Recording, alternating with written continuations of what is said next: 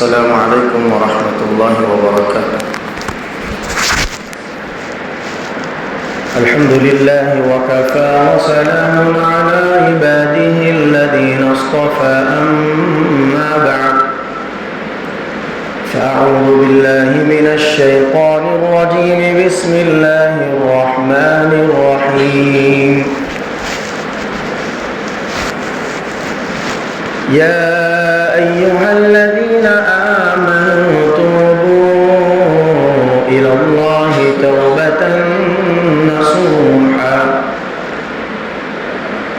صدق اللہ مولانا العظیم وصدق رسولہ النبی الکریم، ونحن على ذلك لمن الشاهدين والشاكرين والحمد لله رب العالمين۔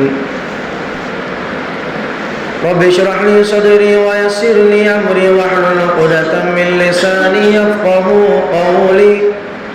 اللهم صل على سيدنا مولانا محمد في اول واوسط واخر كلامنا۔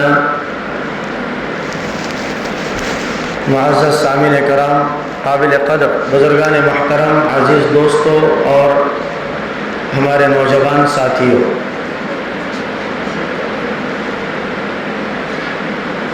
اللہ تعالیٰ دنیا میں ہمیں ایک امتحان کے لیے بھیجا ہے، اور جو بندہ اور بندی یہاں رہ کر اچھے اعمال کر کے خدا کی اطاعت و فرما برداری کر کے اس امتحان میں کامیاب ہو جاتا ہے، پاس ہو جاتا ہے، تو اللہ تعالیٰ آخرت میں اس کے نتیجے میں انعامات سے نوازتے ہیں۔ بہت بڑے بڑے انعامات اللہ تعالیٰ آخرت میں رکھے ہیں۔ یہاں جتنا ہم کامیابی کا امتحان پاس کریں گے، آخرت میں اتنے بڑے انعامات ہم لینے والے بنیں گے۔ اگر یہاں کے امتحان میں ہم کامیاب نہیں ہوئے، فیل ہو گئے، تو پھر کل قیامت کے دن پچھتانا پڑتا اور رسوائی اور ذلت کا سامنا کرنا پڑتا۔ تو طرح طرح کے امتحانات اللہ تعالیٰ یہاں پر رکھے ہیں، ہر طرح کا امتحان یہاں پہ رکھا ہے۔ مصیبتوں کا امتحان الگ ہے، پریشانیوں کا امتحان الگ ہے، بیماریوں کا امتحان الگ ہے، خوشیوں کا امتحان الگ ہے، غم کا امتحان الگ ہے۔ مالداری اللہ تعالیٰ دے کر امتحان لیتے ہیں، مالداری چھین کر غریب بنا کر اللہ تعالیٰ امتحان لیتے ہیں۔ طرح طرح کے امتحانات اللہ رکھے ہیں۔ اس میں سے سب سے بڑا امتحان پیارے نبی علیہ السلام نے فرمایا کہ میری امت کے اندر دو طرح کے امتحانات زیادہ ہوں گے اور دو طرح کے فتنے زیادہ ہوں گے، ایک مال کا اور ایک عورت کا، ایک مال کا ایک عورت کا، کیونکہ یہ بڑے خطرناک فتنے ہیں، یہ بڑا بھاری امتحان ہے اللہ کی طرف سے۔ گزشتہ پیوستہ ادھر کے جمعہ میں ہم نے یہی کہا تھا کہ عورت کی مکاری، عورت کی چال بازی بڑی خطرناک اور بڑی جو ہے دردناک ہوتی ہے۔ یہ چال بازی اور مکاری ان عورتوں کے پاس ہوتی ہے جو بد کردار ہوتے ہیں، بد اخلاق ہوتے ہیں، بد کردار ہوتے ہیں، بے حیا ہوتے ہیں۔ ان کے دل میں نہ خدا کا خوف ہوتا ہے، نہ آخرت کا خوف ہوتا ہے، نہ قبر کا، نہ برزخ کا، نہ محشر کا، کوئی خوف ان عورتوں کے اندر نہیں ہوتا۔ ان کا کام تو صرف اور صرف پوری دنیا کو اپنے جال میں پھنسا کر، خدا کے جنت سے ہٹا کر، بس وہ شیطان کے حوالے کرنا، اور وہ شیطان ہمیں برے افعال اس کے ذریعے سے کروا کر جہنم کے اندر جھونک دینا، یہ مکر و فریب ہوتا ہے عورتوں کا۔ اسی مکر و فریب کے اندر اللہ تعالیٰ قرآن مجید میں عورت اور عورتوں کے بد کردار اور برے عورتوں کا تذکرہ کرتے ہوئے قرآن مجید میں صاف فرمایا، جیسا کہ ہم نے کہا تھا حضرت یوسف علیہ السلام کا واقعہ، پھر ہم وہیں سے لے کر چلتے ہیں تاکہ بات کمپلیٹ ہو جائے اور سمجھ میں آ جائے کہ عورت کا فتنہ کتنا بڑا ہے، اور ہم کیسے کیسے عورت کی جال میں، عورت کے فتنے میں پھنستے ہیں۔ اور عورت پھسلتی بھی جلدی ہے اور پھسلاتی بھی جلدی ہے. عورت پھسلتی بھی جلدی ہے اور پھسلاتی بھی جلدی ہے، اور لوگ اس کے بہکاوے میں آ کر پھسلتے بھی بہت فاسٹ ہیں. وہ لوگ جن کا ایمان مضبوط نہیں رہتا، جن کا ایمان مضبوط رہتا، وہ تو کہتے ہیں یوسف علیہ السلام کی زبان سے جو نکلا تھا، قال معاذ اللہ، فرمایا یوسف علیہ السلام میں تو اللہ کی پناہ چاہتا ہوں کہ اللہ مجھے حفاظت فرمائے تیرے مکر سے، تیرے فریب سے، تیرے دھوکہ بازی سے، تیری جو ہے گندی اور برے خیالات سے اللہ میری حفاظت فرمائے. لہذا حضرت یوسف علیہ السلام عزیز مصر کا جو بادشاہ تھا اس کے گھر میں تھے. تو وہاں پر فلما بلغ اشدہ، حضرت یوسف علیہ السلام جب بڑے ہوئے، بالغ ہو گئے، جوان ہوئے، تو ان کی خوبصورتی پر اور 4 چاند لگ گئے. بچپن سے بھی حضرت یوسف علیہ السلام خوبصورت تھے، اسی لیے حضرت یوسف علیہ السلام کے 12 بھائی یوسف علیہ السلام سے ملا کر 11 بھائی دشمن بن گئے یوسف علیہ السلام کے، کیونکہ یہ خوبصورت بھی تھے اور ان کے پیشانی پر نبوت کا نور بھی چمکنے والا تھا. اسی لیے حضرت یعقوب علیہ السلام جو یوسف علیہ السلام پیغمبر کے بابا تھے، زیادہ پسند کرتے تھے، زیادہ قریب رکھتے تھے یوسف علیہ السلام کو. بہرحال یوسف علیہ السلام مصر کے بادشاہ کے گھر میں پلتے تھے، تو وہیں جوان ہوئے، بڑے ہوئے، تو یوسف علیہ السلام کے چہرے پر اور خوبصورتی آ گئی، بڑے چمکنے لگے. تو عزیز مصر کی بیوی جو تھی، یعنی مصر کے بادشاہ کی بیوی زلیخا، کیا کیا اس نے؟ اس کے دل میں برا خیال آیا، یوسف خوبصورت ہے، اب اس کے ساتھ میں برا کام کرنا چاہتی ہوں، اس کے ساتھ میں اپنی نفسانی خواہشات پوری کرنا چاہتی ہوں. وراودته التي هو في بيتها عن نفسه وغلقت الابواب وقال هيت لك، سارے دروازے بند کر دیے، اندر پورے خوشنما ماحول سجا کر رکھ دی، ہر طرح سے خوشبوئیں لگائی، ساز و سنگار کیا اور دروازے بند کر دیا. وغلقت الابواب، دروازے بند کر دیا پورے. 7 دروازے تھے. کتنے؟ 7 دروازے، الگ الگ کمروں کے الگ الگ دروازے. اور دروازے بند کر کے کیا فرمایا؟ وقالت هيت لك، فرمایا کہ آؤ جلدی کرو میرے ساتھ، میرے پاس آ جاؤ جلدی. تو یوسف علیہ السلام وہ تو پیغمبر تھے، اللہ کی حفظ و امان میں تھے، اللہ تعالیٰ حفاظت کرنا چاہتے ہیں، پیغمبروں کی حفاظت اللہ خود کرتا ہے. فرمایا قال معاذ اللہ، کہ اللہ میری حفاظت فرمائے، میں اللہ کی پناہ چاہتا ہوں. انہ ربی احسن مثوائی، کہ میرا آقا جو عزیز مصر ہے، مصر کا بادشاہ، تیرا شوہر، یعنی زلیخا سے مخاطب ہوئی یوسف علیہ السلام، تیرا شوہر میرا آقا ہے، میرا مالک ہے، وہ مجھے یہاں احسن مسوائی، ایک بہترین اچھا انتظام کر کے میرے لیے ایک عزت کا مقام دے کے رکھا ہے، اور میں عزیز مصر، میرے بادشاہ، میرے آقا اور میرے مالک کے ساتھ ایسا ظلم کروں جو اس کی بیوی کے ساتھ میں منہ کالا کروں؟ فرمایا انہ لا یفلح الظالمون، میں ایسا نہیں کرتا، اس لیے کہ وہ لوگ یقیناً کامیاب نہیں ہو سکتے جو ظالم ہیں، ظلم کرتے ہیں. یہ بھی ظلم ہے نا. مصر کا بادشاہ ان کو اچھا ٹھکانہ دیا، عزت کا کھانا دیا، عزت کا بستر دیا، لیکن وہ مصر کی بادشاہ کی بیوی ان کے ساتھ برا خیال کریں، اپنے جال میں پھنسانے لگی. تو یہ اگر وہ منہ کالا کرتے تو کیا ہوتا؟ ایک تو اللہ کی نافرمانی، جو حقیقی بادشاہ ہے، حقیقی مالک ہے، حقیقی آقا ہے. دوسری، زمین پر جو مصر کا بادشاہ ہے جس نے ان کو پناہ دے رکھی ہے، ان کے ساتھ خیانت، بددیانتی ہوگی. ایسا نہیں ہو سکتا. جب یہ ہو گئے وَلَقَدْ هَمَّتْ بِهِ وَهَمَّ بِهَا لَوْلَا أَن رَّأَىٰ بُرْهَانَ رَبِّهِ، وہ اس کے دل میں پورا خیال آ گیا، اور یوسف کے دل میں بھی خیال آیا. یہ نہیں کہ یوسف علیہ السلام کے دل میں خیال نہیں آیا. وَلَقَدْ هَمَّتْ بِهِ وَهَمَّ بِهَا، ان کے دل میں بھی آیا خیال، کیونکہ انسان ہے، فطری تقاضا ہے. لیکن یوسف علیہ السلام اس خیال پر جمے نہیں، ہٹ گئے فوراً اور اللہ کی پناہ مانگے. اس کو کہتے ہیں جب بھی برا خیال آئے تو اس برا خیال پر جمنا نہیں. اسی لیے اللہ کے نبی نے فرمایا عورت جا رہی ہے، انسان کی نظر پڑنا یہ فطرت ہے، لیکن اس نظر کو جمانا یہ گناہ ہے. پہلی نظر پڑی تو معاف ہے، دوسری نظر جب پڑتی ہے وہ خواہش کے ابھرنے کے بعد پڑتی ہے. اسی لیے عورت پر بری نظر مت ڈالو، یہ گناہ کا ایک ذریعہ ہے. بہرحال یوسف علیہ السلام نے انکار کیا، اس نے اصرار کیا. یوسف علیہ السلام انکار کرنا، زلیخا اصرار کرنا، یہ دونوں کا معاملہ چلتا رہا.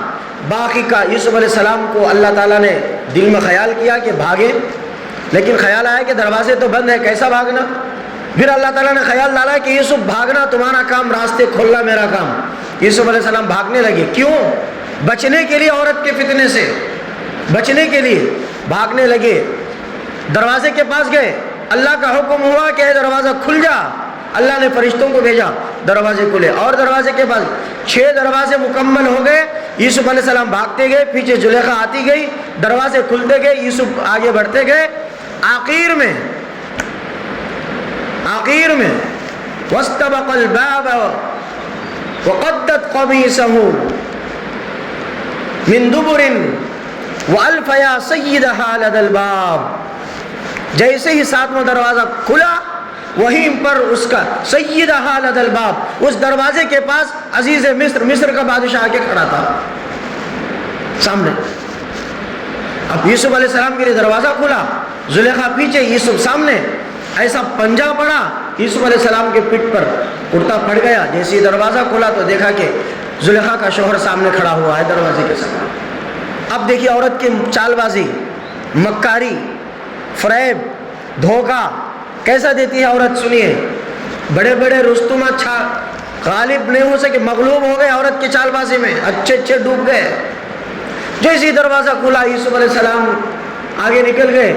مصر کا بادشاہ، اس کا شوہر سامنے نظر آیا تو عورت کی زبان سے کیا نکلا معلوم؟ قالت ما جزاء من اراد باهلك سوءا الا ان يسجن او عذاب علیم. بادشاہ سلامت، میرے شوہر، بھلا اس آدمی کی، اس شخص کی کیا سزا ہو سکتی ہے جو آپ کی بیوی کے ساتھ برائی کا ارادہ کر رہا. کیا؟ قالت ما جزاء من اراد باهلك، میرے شوہر، میرے بادشاہ پناہ جہاں، بھلا اس آدمی کی کیا سزا ہو سکتی ہے جو آپ کی بیوی کے ساتھ برائی کا ارادہ کر رہا ہو، آپ کی بیوی کو منہ کالا کرنے کا ارادہ سوچ رہا ہو. ان یسجن الا ان یسجن، اس کا تو، اس کی سزا تو یہ ہے یا تو اس کو قید کیا جائے، جیل میں ڈالا جائے، او عذاب علیم، یا تو اس کو سزا دی جائے بڑی سے بڑی، کڑی سے کڑی. قتل نہیں فرمائی، قتل کر دو اس کو نہیں بولی، کیونکہ اس کا ارادہ بعد میں بھی پورا کرنے کا تھا. اب بادشاہ کیا سوچا؟ ارے غلطی یوسف کی ہے، کئی بول تو دکھتے. قالت ما جزاء من اراد باهلك، یہ کہنے لگی میری بیوی تو پاک دامن ہے، یہاں تو قصور یوسف کا ہے. لیکن یوسف علیہ السلام سے کہا کہ یوسف یہ کیا بدتمیزی میرے ساتھ، جس بادشاہ نے تم کو گھر میں پناہ دی، کھانا دیا، اچھا بستر دیا، اس کے ساتھ آپ دغا بازی اور دھوکہ بازی اور امانت میں خیانت. یوسف علیہ السلام نے کہا، کیا فرمایا کہ نہیں، میں ایسا نہیں کر سکتا، یہ تیری بیوی کی ہے غلطی، یہ زلیخا کی غلطی ہے. اب زلیخا بولتی نہیں، جھوٹ، غلط، میں ایسی نہیں، میں ویسی نہیں. عورت 2 آنکھیں میں سے ٹپ ٹپ پانی برسے کو تو سامنے والا پگھل کو ادھر کی غلطی سمجھ کو فیصلہ کر ڈالتا. آج کل اندھے قانون ویسے چل رہے ہیں، عورت کے اوپر غلط فیصلے دے ڈال رہے سو. کوٹام کے اندر پولیس اسٹیشن میں چلے جاؤ، انہیں 2 آنکھ سے روئی رہے گا تو پورا فیصلہ اس کے حق میں، شوہر مریا جہنم میں، چپلا گھٹ جانا پھر اس کے کوٹا میں لڑتے لڑتے. اتنی خطرناک رہتی عورت. اللہ حفاظت فرمایا سچ سچ بتاؤ کیا ہو رہا ہے ماجرا. کہا کہ میں نہیں. یوسف علیہ السلام بول رہے میں نہیں. فرمایا وَشَهِدَ شَاهِدٌ مِّنْ أَهْلِهَا، اسی کے خاندان کے عورتوں میں سے ایک بچہ تھا یا بچی تھی، اس کو لایا گیا.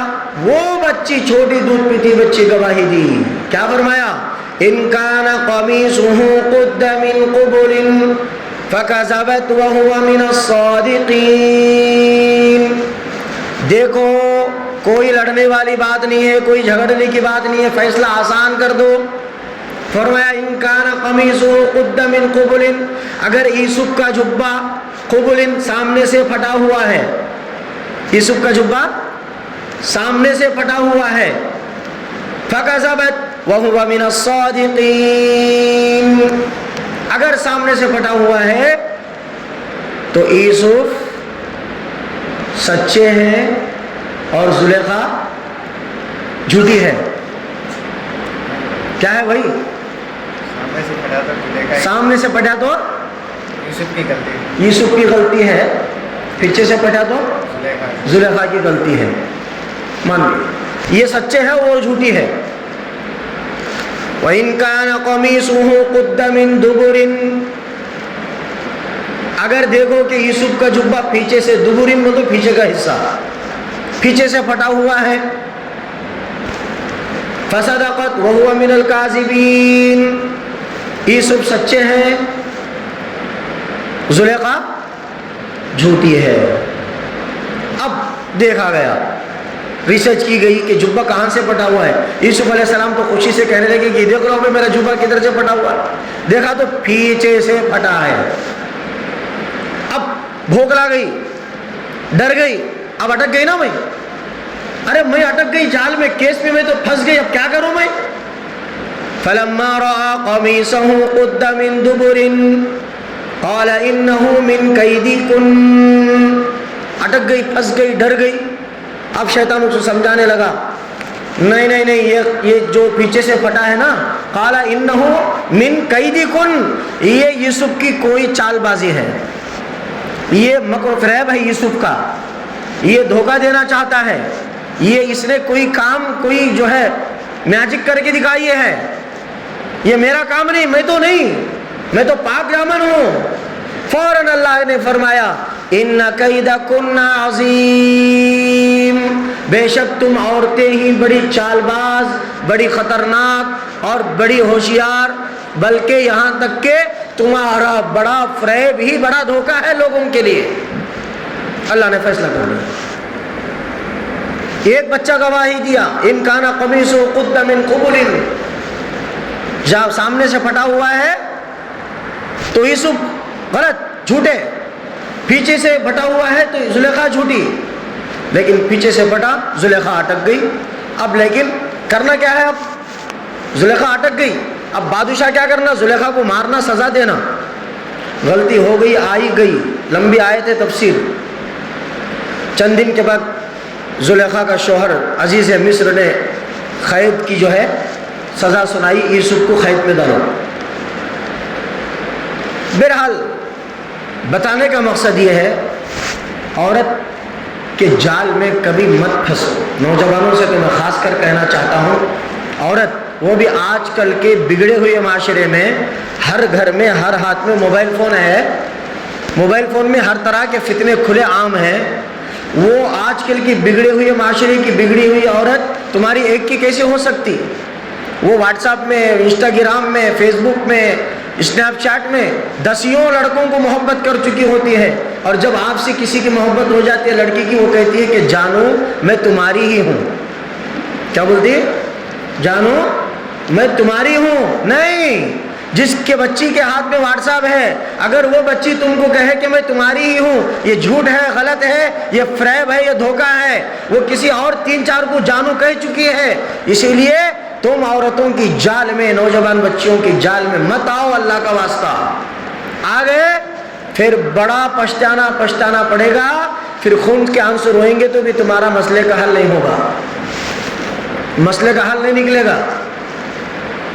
پوری دنیا اسی عورت سے بگڑ رہی ہے، فتنے اسی عورت سے چل رہے ہیں، لڑائیاں اسی عورت سے چل رہی ہیں۔ کیسی عورتیں؟ جو بگڑی ہوئی بدمعاش عورتیں، بد کردار عورتیں۔ نیک عورتوں سے تو اللہ تعالیٰ دنیا چلاتا ہے۔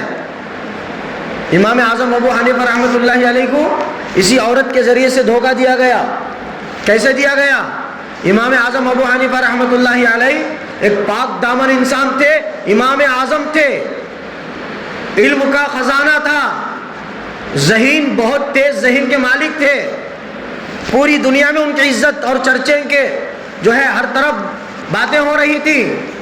لیکن حاسدین بھی ایسے تھے، فتین ایسے تھے، ان کے پیچھے لگے ہوئے تھے، کسی بھی طریقے سے امام اعظم کو بدنام کرنا، ان کے دامن کو دھبا بٹھانا، عزت کو نیلام کرنا، ان کو بدنام کر کے چھوڑنا بول کے ٹھان لیے۔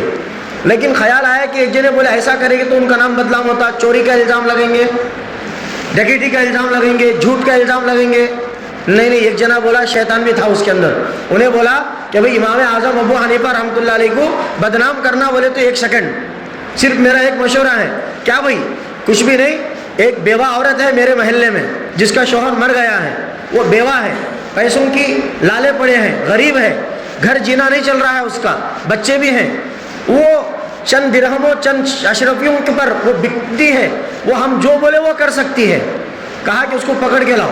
وہ آئی، اس کو پکڑ کے لا کے فرمایا، دیکھ ماں، تیرا شوہر نہیں ہے، تیرے بچے ہیں، اور تجھے کھانا بھی چلنا، تیری زندگی بھی چلنا، ہم ایک تجھے تجارت بتاتے ہیں بہترین، وہ بھی 1 گھنٹے کی تجارت، اور تجھے ہزاروں اشرفیاں دیں گے سونے کی، تو تیار ہو؟ ہاں میں کروں گی، کیوں نہیں؟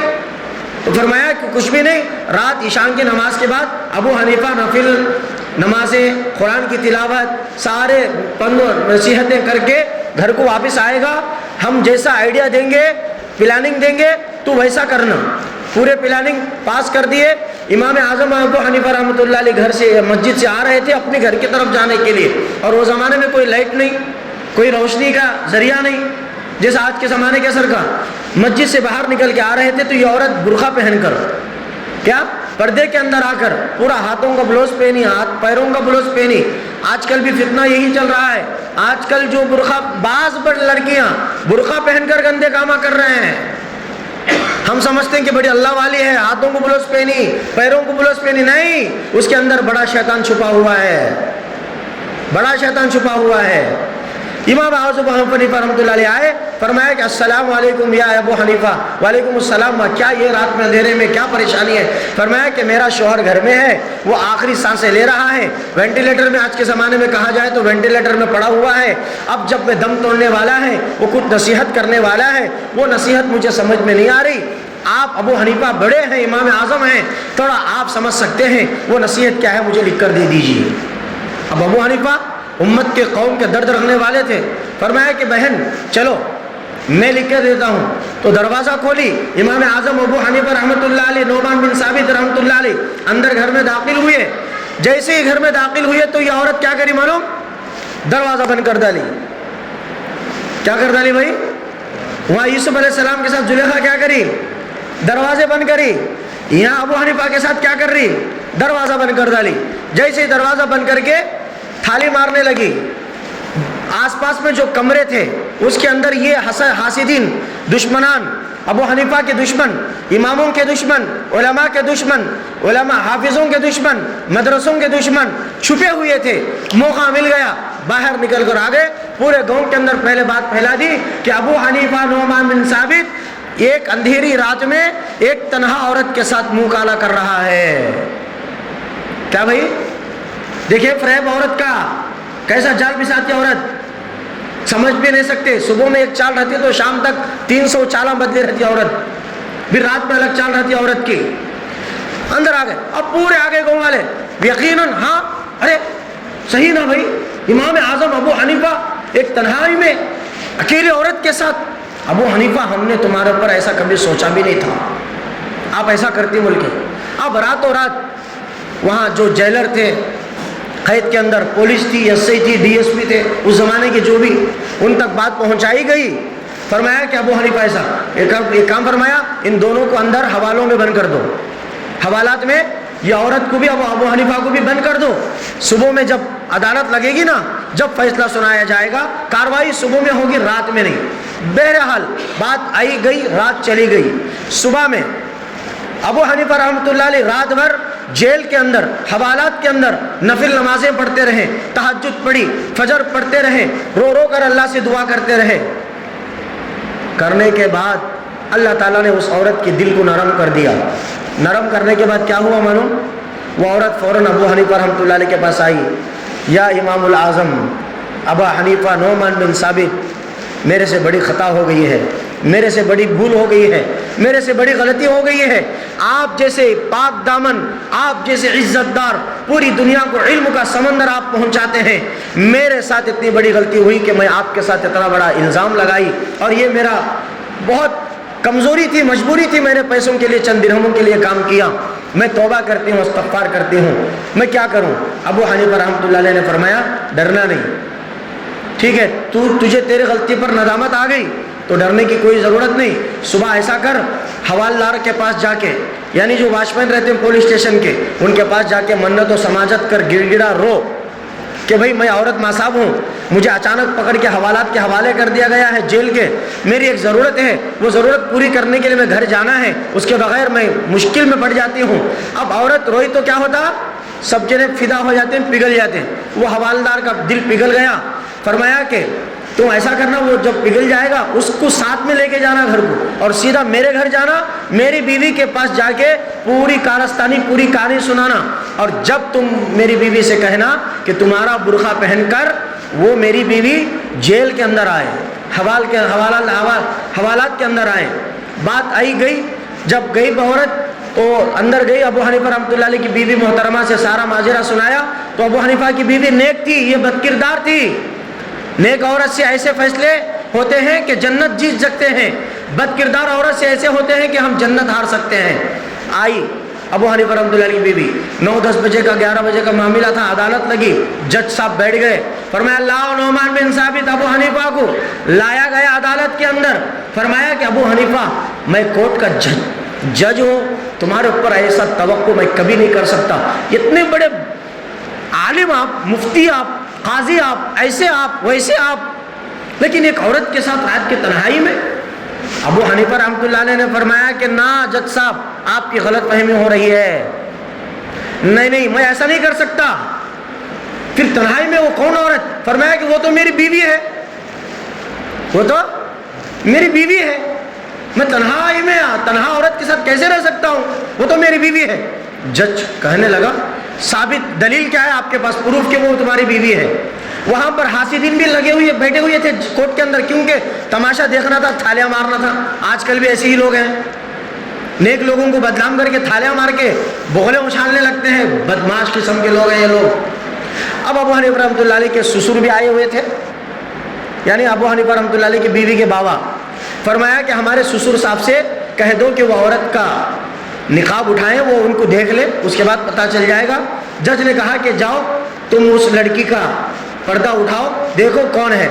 ابو حنیفہ رحمۃ اللہ علیہ کے سسر آپ کے بیوی کے والد صاحب تھے، انہوں نے پردہ اٹھایا، دیکھا کہ ارے یہ تو میری بیٹی ہے، یہ تو میری بیٹی ہے، میں نے فلاں تاریخ میں فلاں دن میں ان کے ساتھ میں نے اتنے مہر کے ساتھ نکاح پڑھایا ہے۔ جج نے کہا کہ واقعی میں؟ ہاں واقعی میں۔ اب وہ تکنے لگے باہر جو دشمن آتے، ارے ہم فیل ہو گئے نا، یہ کیسی عورت ہے جو ہم کو بھی جال میں پھنسائی اور ابو حنیفہ کو بھی پھنسائی، دونوں کو پھنسائی، لیکن بعد میں بچائی تو ابو حنیفہ کو اور پھنسائی تو ہم کو۔ دیکھیے چال بازی کیسی، رات کے اندھیرے میں ایک چال تھی، دن کے اجالے میں چال بازی الگ تھی۔ اسی لیے میرے دوستوں بزرگوں، بچیں گے نا، کس سے بچیں گے؟ عورت کی چال بازی سے، عورت کے فتنے سے۔ عورت آنکھ اٹھا کو اچھا محبت کی نگاہ سے دیکھی تو سمجھو لوگوں کہ وہ میرے حوالے ہونے والی ہے، ویسی نگاہ دوسروں کو بٹھا کو دیکھی رہتی۔ عورت کے اشاروں پر مت جاؤ، عورت کے جو ہے کوئی مکر و فریب سے آپ لوگ دھوکہ مت کھاؤ، بچ جاؤ عورت کے فتنے سے، مل جائے گی خدا کی جنت، اور پھنس جاؤ گے عورت کے فتنے میں، جاؤ گے شیطان کے ساتھ جہنم میں۔ اللہ تعالیٰ سے دعا فرمائے کہ اللہ تعالیٰ مجھے اور آپ کو، تمام امت مسلمہ کے نوجوانوں کو کہی سنی باتوں سے زیادہ عمل کی توفیق عطا فرمائے۔ آمین۔ وآخر دعوانا الحمد للہ رب العالمین۔